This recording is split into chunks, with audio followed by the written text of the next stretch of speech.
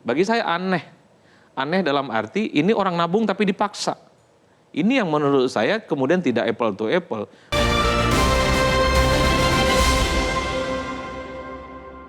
Dipersembahkan oleh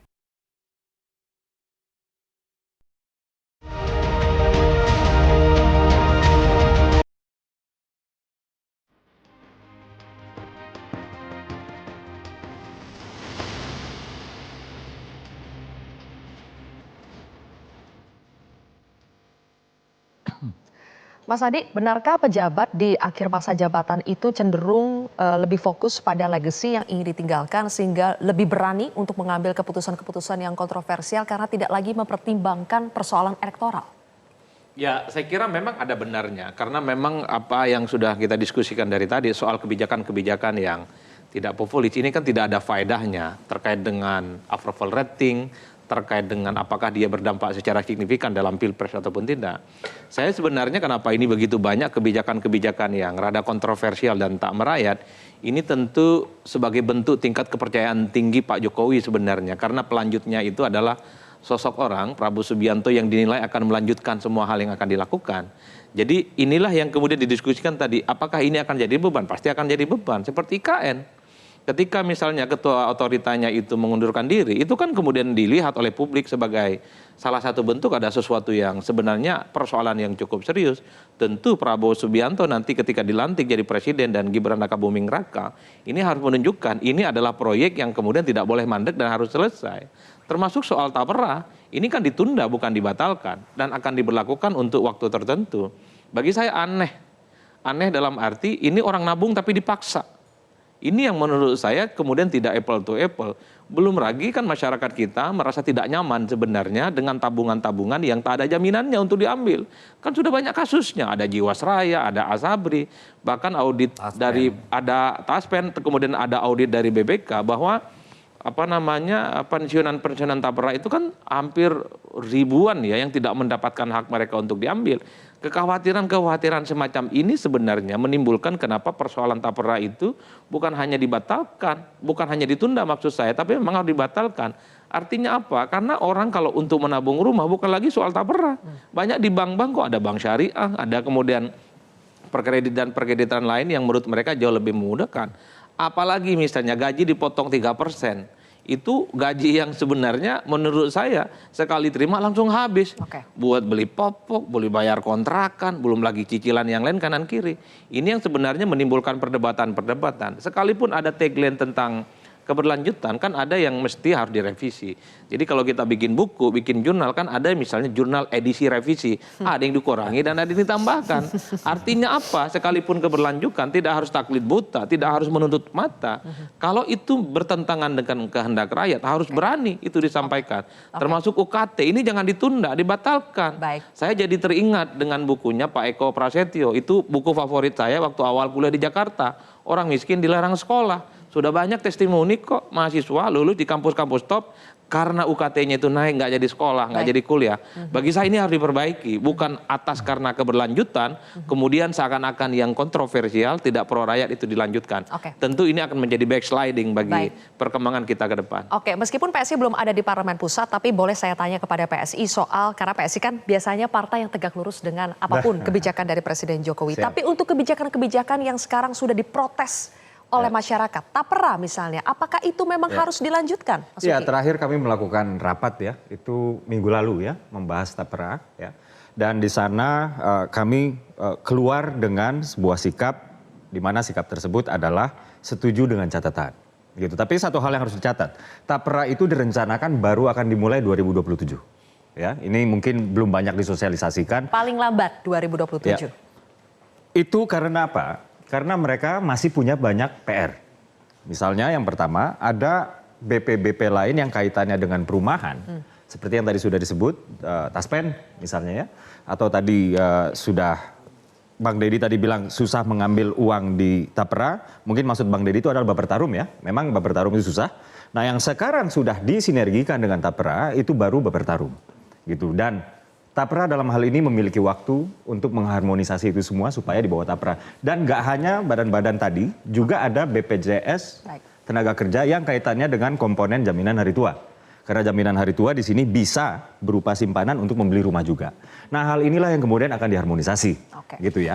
Tapi begini, betul bahwa kami di sini sudah menyatakan sikap bahwa kami setuju ya dengan beberapa catatan. Tapi begini, karena kami adalah bagian dari koalisi, kami adalah bagian dari tim Pak Jokowi. Tentu catatan-catatan itu karena kami memiliki akses untuk berkomunikasi langsung misalnya ya.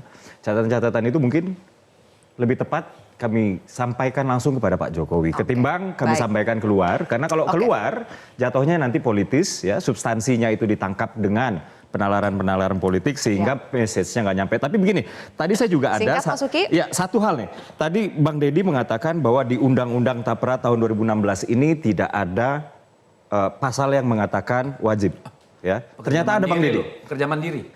Ya, pekerja mandiri. Ternyata ada pasal 7 ayat 1 ya, di Undang-Undang Tapera. Di bawahnya dikatakan bahwa kalau mereka itu harus datang mendaftarkan diri. Yang tidak wajib adalah mereka yang penghasilannya di bawah UMR, ya. Perkara mendaftarkan diri atau tidak. Pekerja mandiri ya, yang Bang Deddy, ingin ini Bang itu Deddy, harus datang perkara mendaftarkan Tapera. dirinya secara langsung atau oleh perusahaan itu adalah perkara lain. Pekerja Perkara mandiri kok wajibnya, perusahaan. Bang Deddy, Pekerja mandiri kok pekerja perusahaan. dan pekerja mandiri. Pekerja mandiri yang jadi masalah. Pekerja mandiri Karena itu kan nggak punya di bos, makanya dia daftar sendiri Bang Deddy. Di PP dikatakan wajib, padahal undang-undang bilang itu sukarela. Undang-undang nomor Undang-Undang Tapera tahun 2016 pasal 7 ayat 1 Bang Deddy. Iya, lu baca lagi ke bawahnya. Ya, Bang Deddy baca mereka pekerja itu dan pekerja mandiri secara sukarela wajib wajib baca. Bang Deddy. Ya. Lalu poinnya apa singkat? Poin saya adalah saya nggak tahu kenapa ya statement dari PDIP ya dalam hal ini tadi mungkin Bang Deddy mewakili juga. Tadi saya sudah sampaikan atau juga banyak alasan dari PKS ya. Itu seperti pahlawan kesorean. Ya. Mereka lah yang paling ngotot supaya Undang-Undang Tapera tahun 2016 ini disahkan. Kata siapa?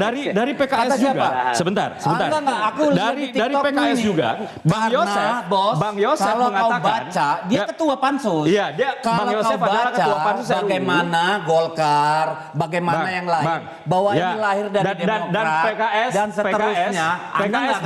PKS bahkan Mbak di draft RUU tersebut yang itu kesepakatan bersama, Bos. Tapi di RUU tersebut makanya sering-sering justru jangan asal nuduh. Justru mengatakan dan tadi bahwa sudah kita bilang sepakat kalau ada yang kurang bisa direvisi. Kami dalam konteks memperbaiki karena banyak permasalahan. Kemarin sudah disampaikan di rapat pleno, Pak Abdul di rapat Hakim, paripurna. ya, sekretaris fraksi PKS saat itu, ya, bahkan sudah mengatakan. Ya.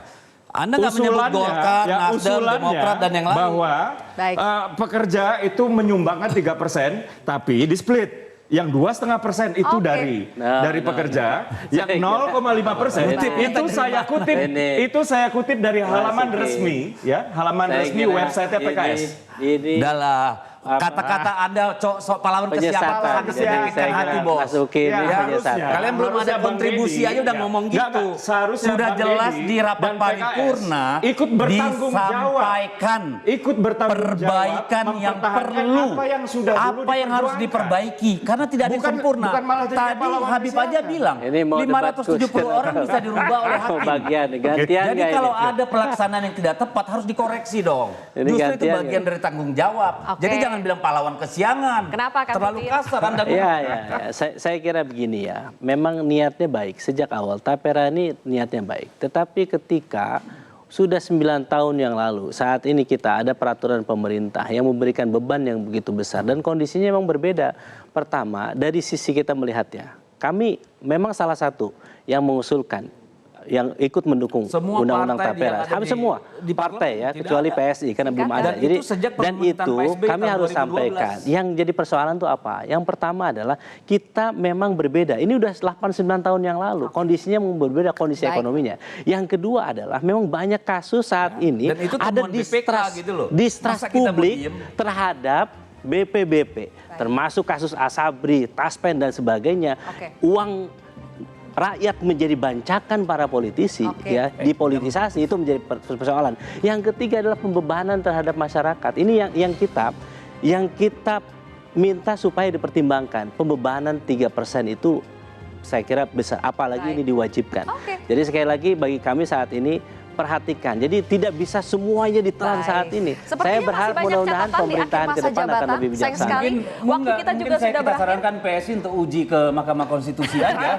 Gitu loh. Oke, kalau Jangan begitu, urusan kepentingan terima sendiri kasih. ke MK, ke Bapak-bapak MA. sudah Gitu hadir loh. di kontroversi malam hari ini. Perdebatan terjadi di akhir waktu acara kita juga. Sayang sekali waktunya sudah habis. Nanti kita lanjutkan lagi di lain kesempatan. Terima kasih pemirsa sudah menyaksikan kontroversi. Saya Zilvia Iskandar pamit undur diri. Sampai jumpa.